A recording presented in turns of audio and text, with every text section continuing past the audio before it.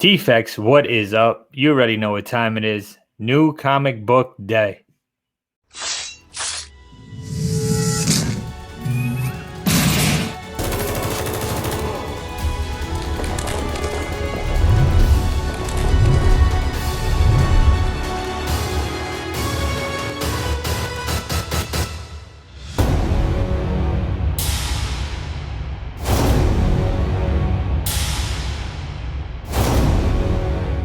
What is up, Defects? We are back for another new comic book day show, guys. And if you are new, this is where we take that new comic book day pull list from Chris Nelms, the author over at comicbookinvest.com. We take that list, we break it down Defect style, guys. If you are new, please sub up the channel. Give us a thumbs up. You think we're doing a good job. Hit the notification bell so you know when these videos are coming out.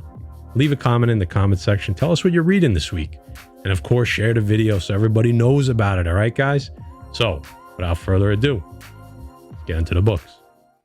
Welcome back, Defects. It is another week. We got some new comics. I mean, that's what we do here, right?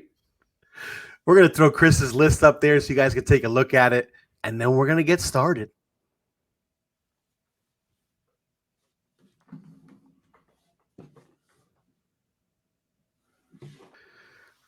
Okay, Defects. This week from Boom Studios, they're bringing you back to your childhood with this one. You got Power Rangers Unlimited.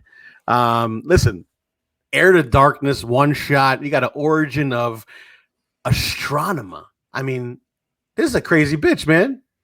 What do you guys think about this one? Oh man, Power Rangers. See, that's not nostalgic for me. I was at the age where like guys fighting in rubber suits and corny costumes wasn't doing it for me. I'm early 80s. So when that came around, it was like, what is this? But they have a huge following, guys, and I'm not knocking Power Rangers. This is one of their most powerful villains, Astronema's origin story, her true origin retold. Might be worth a grab. We always say, if you don't grab the first appearance, or is it a first appearance, Matt? It's just the origin. Yeah, well, just the origin. It's important. The Jenny Frison is awesome, guys. Awesome book. And, if you're a Power Rangers fan, you might want to grab it. I don't know about, how much water it's going to hold, but some cool covers. Yeah, there's, like Jay said, that one per store is actually pretty nice, that black and white. These are probably going to carry a premium for a little while. I think it will drop off. So if you didn't get in on a FOC, give yourself a little time. These are going to drop back down. I don't think anything's going to take off with Astronema anytime in the next few months for sure.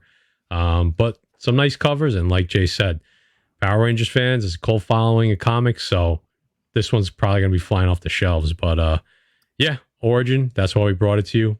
Not big Power Ranger readers over here. So we're going to keep it moving. Next up from Image this week, guys, you got Shadecraft #1. And let me just throw this out there. Everyone is new in this thing. Right. It's easy when you get a #1 usually because it's everyone's a first appearance. So guys, this is from the Eisner winner Joseph Henderson, who wrote Skyward. People are excited about this because apparently it's already been optioned by Netflix. I don't know how that happens, but that's what happens. Apparently, it's got a lot of something is killing the children tone, but with a group of teenagers in a small town. So it sounds very similar, a little horror-esque. Everyone's trying to copy that. All these other comics getting optioned. Like, when is something is killing the children is going to get its day in the sun? But that's for another day. I'm looking forward to this one. I'm definitely going to pick it up. Image has been killing it with a lot of their titles. So, Jay, what do you think, man? At this point, I'm afraid to not pick up a #1 indie book. It's like, holy smokes, man. Everything is being optioned, and Netflix is picking up stuff, and Amazon is picking up stuff. You almost got to grab it, guys, especially if it's, an award-winning writer and already rumored of it being optioned. How can you pass? I'm a big fan of Jock. I love that Jock cover. So should be a good read from what we're seeing, right? And probably a good investment as well. that sums it up right there, I think. So let's keep it moving. New from Marvel this week, guys, on the list. We got Avengers Curse of the Man-Thing. Listen, you got first appearance of the Horror. I'm just going to throw it out there. Man-Thing, I don't know. I've never been a fan, but you know what? The girls seem to like it. I 100% agree with Guy. I was never a follower of Man-Thing. We know it's his 50th anniversary, and we've seen all Man-Thing covers. Gleason totally played out to me. Don't like the Spider-Man covers now. Absolutely sick of seeing them. This Man-Thing variant, I don't like it at all. The designer variant, what is that, a pedicure on there, a manicure? I have no idea. I think, if anything, cover A is the nicest out of all of it. Definitely a pass for me. I can't get into, the Avengers battling a half-ass Swamp Thing, guys. I'm sorry. Here's where I give DC love and shit on Marvel. I hear you, but I'm going to go the opposite direction, and I'm going to be careful with my words here. Yeah, I'm waiting for it. The Marvel character. Now, I like the Marvel character known as Man-Thing. I don't want to say that incorrectly. I would have got crushed in the comments. So I collect his comics. I don't have his first appearance because it's an expensive book, but I will have it one day. I think he's a very important character in the future of the MCU. You can talk about the storylines. I don't know if this one's going to be good or not, but the first appearance, I know I'm shocked Guy didn't shit all over the designer cover variant. I let Jay do it this week. But that is the character, the Horror. That is her first cover appearance. Congratulations! So, it's a piece of shit. Yeah, you're specking the Horror. How about that? Some people just like grabbing all the first appearances. Then you got to get that 1 in 10. If you're just a fan of Ray, that's pretty much all I got to say about this one. I'm trying to give it a little love. Come on. To quote one of my favorite movies ever, Grumpier Old Men. How about I'm going familiar? I'm going to the next one. I'm going to get excited about a book this week, guys. Marvel bringing out Silk Volume 3, number 1. This is obviously you have a possible first appearance of Saya Ishii, but let me tell you, I think Silk is dope, man. I think when Silk hits the movie screens, that's going to be one of the sickest freaking characters out there. That Ji Hung Lee cover is redonkulous. Yeah, that Lee cover is absolutely gorgeous. Yep. Those eyes tell a story, man. I'll tell you that. My first Asian, but yeah, I think everybody's gonna be. We don't have to go there. Silk. Hey, listen, Vince Vaughn said it, so what are you gonna do? Yeah. So, I think a lot of people are gonna be after this one. Everyone's expecting Silk to show up somewhere in a movie. She's back. She's got her own series coming back. It's been a few years, right? It's been a couple of years, Jay. Yeah, since she had her own solo. She's due. I think this is gonna be a great series. There's a bunch of store variants for this. There's a shitload of just regular Marvel variants. Those are incentive variants. The 1 in 25, it's okay. The 1 in 100, awesome, but it's going to come with a premium. So be careful, guys. That's all we could say. Yeah, that 1 in 100 Lee, that is a nice cover, guys. We know she's up and coming. We know it's only a matter of time before we see her, whether it's in the Spider-Verse or the MCU or even both down the line. That is a nice book, man. That and cover A, that 1 in 25 Bengal, man. What the fuck is that? What is that? Cover A is nice too, guys. So yeah, no, absolutely. Cover A and the 1 in 100, man. But it's like, look at those two Silk characters, powerful characters, drawn nicely. The 1 in 20 looking characters. Then you got that 1 in 25. I'm like, what is this? The 1 in 25. I'm waiting for her to step on top of that air conditioner and drop it on the Mr. lady. Yeah, that's it. Mister, get this thing off of me. Well, I'm sure everybody knows that reference. We don't have to tell anybody to put it in the comments. No. Okay, defects. It is that time of week again. Time for the defect picks, man. First up, you got from Nuclear Family number 2 from AFTERSHOCK Comics, guys. Jay, tell us a little bit about this one because, I'm getting some crazy vibes looking at this cover. Yeah, that's a dope cover, man. I haven't read Nuclear Family yet, but it reads, the big one dropped on the McLean's house back in 1957. The Cold War turned hot in Wisconsin. Like I said, guys, a lot of heat behind this book. People been, talking a good story. Again, another indie book doing big things. So I think it might be time to, read on issue 1 and 2, and then come New Comic Book Day when the third one comes back, I will let you know. Cover is awesome though, man. It don't get much better than that. I agree. Another hot one from Stephanie Phillips. She's been doing work. Like Jay said, we're behind. I'm behind in my reading, guys. I'm not even going to lie. I got a stack of stuff to read. Our buddy from Spine Tick, Sith Lordly, I believe he's reading this. I know he picked up all the covers. He was definitely bullish on this one for a while. I'm hearing good things. AFTERSHOCK's bringing out some good titles lately. So if you're reading this, tell us in the comments. Let us know if we should push it to the top of the list or we should wait a little longer to read it. All right. Guys, I know you guys have been hot for this book. Image crossover number 5. You got a couple incentive variants over. You got a 1 in 10 Shaw and a 1 in 25 Shaw. I don't know what's going on in those. Now we're going with a horizontal. You also got a 1 in 50 Cunif. I don't know how to pronounce that. And a limited to 500 Gallagher. I actually think the Gallagher is a pretty dope cover. I don't know what's going on there, but I don't know about these horizontal covers, boys. Yeah, we usually don't throw too many store variants up, but that was a really nice cover by Gallagher. I'm kind of digging, these three on the screen right now. They're just, I kind of like them. They're all kind of the same, but that's probably why I like all three. But yeah, man, Donny Cates. I'm waiting for him to do something big with a number 5 on Marvel, but for right now, I'll take crossover number 5. Guys, I'm loving this story. If you haven't started reading this yet, do yourself a favor. I have a feeling you may not love it, but you're probably going to be entertained by it at a minimum. Give it give 1 and 2 a read. This is a great story, guys. What do you think, Joe? Can I before Jay jumps on, can I just make a statement as to what your favorite covers remind me of over here? I think I know what you're going to say, but go ahead. My name is Matt Foley, and I live in a van down by the river. Cerca del Rio.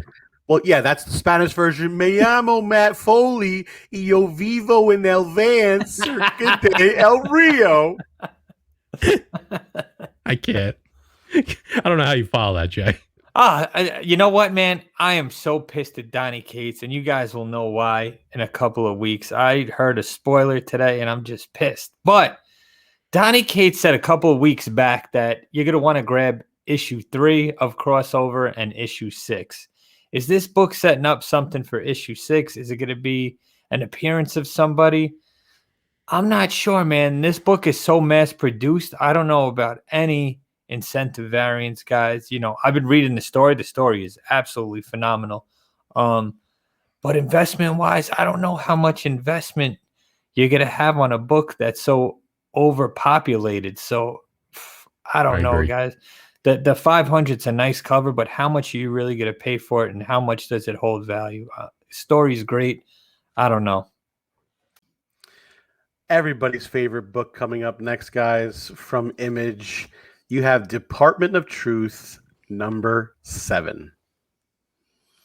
Yeah, guys, we already know about this. This been option guy. We have guest artist Tyler Boss from one of your favorite books.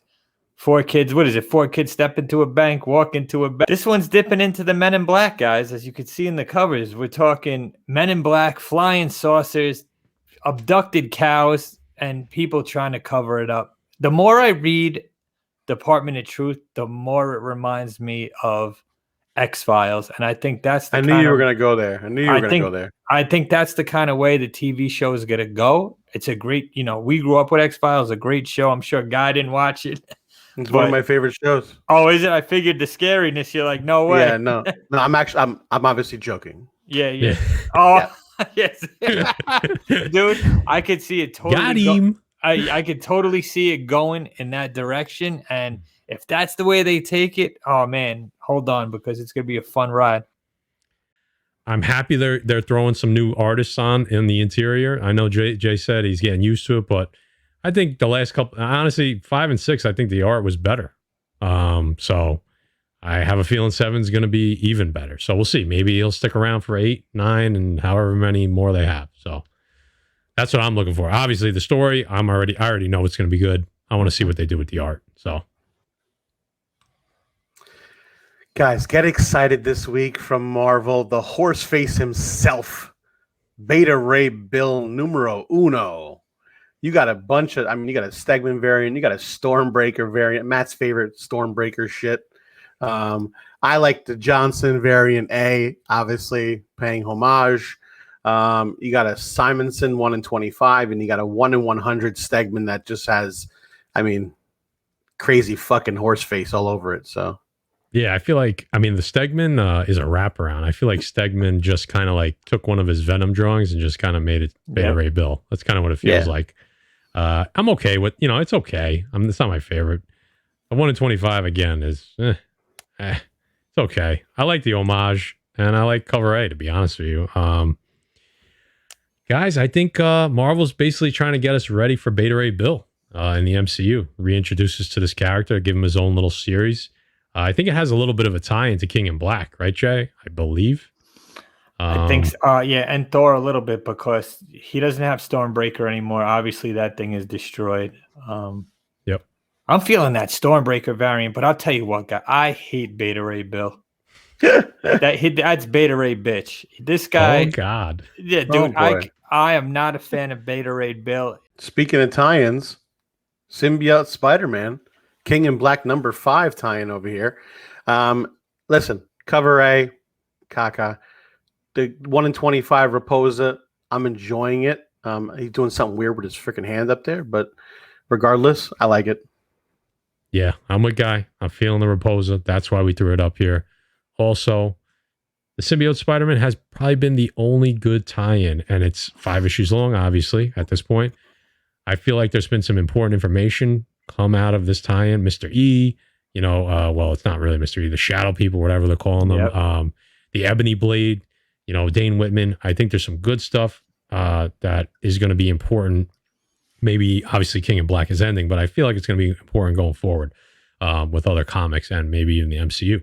So looking forward to reading this one, and I'm going to try to grab that 1 in 25 because I feel like it's going to be cheaper than $25, and that is a beautiful cover. So love it. Sucker for a redhead. Yeah, I don't have much to say. Matt pretty much said it all. That Raposa painting is absolutely gorgeous. The cover A, I'm a Null guy. I like the cover A. I wish he gave the hand like this up on top instead of doing whatever this is. I don't know. Yeah, I still like it. Listen, they can't all be the same. Yeah, can't all be the same. But like I said, Matt touched on everything. Let's keep it moving. Let's do it. Listen, we haven't had Star Wars in a while. Matt touched on everything. I was just going to say that. You know what? Return of Star Wars, guys, over here. Star Wars High Republic from Marvel, number 2. This is a third printing and a second printing. But I guess they're here. So. Yeah. Hey, listen, we got number 2, the third printing. We know how popular this book is. The Ship of Doom. I don't know if that's Jabba. He's not look like he's having a good day right there. Someone start hung out. Yeah, someone start the CPR, man. Someone ventilated him. Seriously. And then we got the number 3, second printing coming out on the same day. So we know how popular these Star Wars books have been.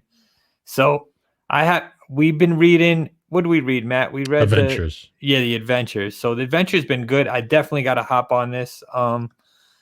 That's all I could say, man. We know what Star Wars is doing. We know what second and third and fourth prints are doing. So if you're a fan and you're investing, you might as well grab them for cover, right?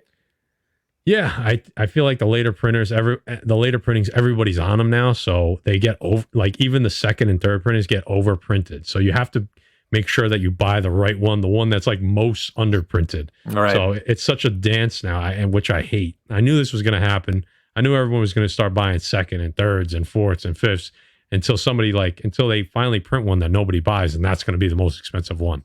So first appearances and origins in both of these, all the first 3.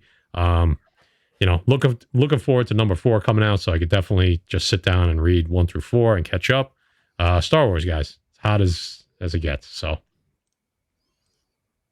Listen, guys, lock the doors, throw away the keys. From Source Point Press, you have Cult of Dracula #1.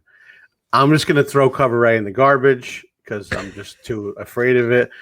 I like what's going on the Groves variant. I'm just going to be honest. I like what I see.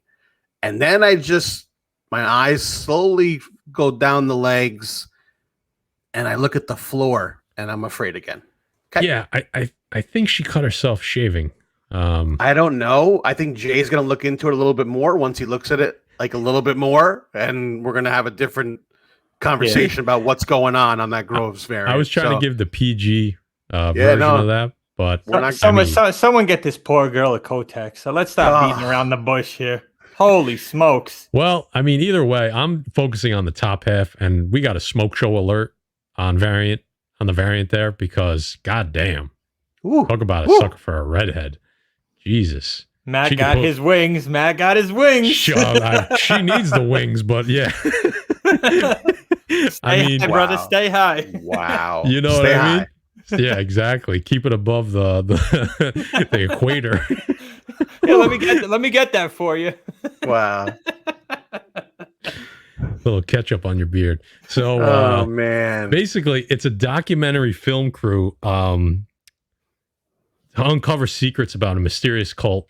They interview the leader, Robert Renfeld, and basically they are not prepared for what they uncover. That's the solicitation. No. Usually you're not prepared for that. Yeah. This is just playing right into it. The best cover of the day. You know we had to pick this book. Wow. I should have paid closer attention. Like, yes, Jay does the slides now, and I should definitely proof them because you never know what Jay's gonna throw in there. And wait until you see the last slide. That's all I could say. Oh God. I think that's it, guys, right? Hey, I gotta be honest, it sounds like a good story, man. It actually does. Yeah, people are excited for this one. Guys, you know what time it is. We got Chris Nelm's pick of the week. He's killing it. You know it. We always buy it, the shit that he says to. So let's just get right into it. There you go. We got that Black Cat #5 from Marvel, the 1 in 25 Hughes variant.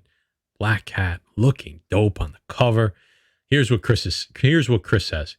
Hughes incentives always do well on the aftermarket and tend to hold their value.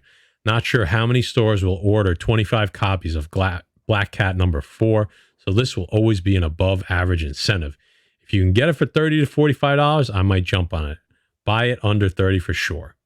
So he's right. And when the way he breaks it down, like he's got that kind of mentality going in my mind these last few months. Like, get those incentives that are going to be underprinted because they could be worth something if, it's a dope cover. Like you said, Hughes hold their value, Jay.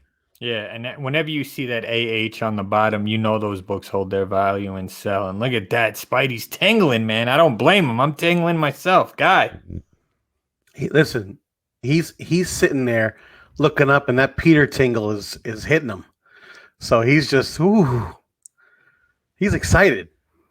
I think Felicia's waiting for that tingle to happen too. That's what it looks like. Bye, Felicia.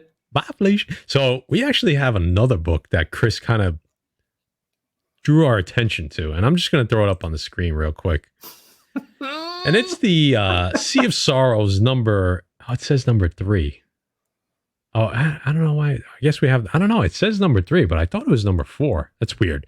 Anyway, either way, from IDW, Sea of Sorrows, the 1 in 10. And Chris basically said there was I think it was a Swamp Thing cover that got recalled years ago because of a sexually suggestive tentacle. And he goes, and after looking at this cover a certain way, he's like, I can't unsee what I'm seeing. So guys, I don't know what that looks like to you. Guy, why don't you, this is kind of the first time you're seeing it. Why don't you tell us what that looks like to you? Yeah, I got no comment, boys. I mean, I got to go buy my wife flowers because now I know how she feels. Yeah. I got no comment. I'm sorry. I can't. I don't even think guys and girls that we have to talk about what this is. But if you want to talk about it in the comments, we're sure we're gonna. We answer every comment. So you know what the scary part is about that cover is? Sea of Sorrows, dude. That chick in the back with the knife makes me shake. Like you better take that. Yeah, that's like a mermaid Lorraine Bobbitt. Wow. And that about wraps it up, boys and girls. Thank you for coming to the New Comic Book Day show. We appreciate all of you. We have a lot of fun. Do me a favor before you head out, check out the friends of the show down in the description below. Jay, what else we got, pal? We got our partners, guys. Mutant Beaver Comics, Pat and the B-Man, Canada's #1 store for online variants. Check them out. Defects 10 get you 10% off. Tell them we sent you.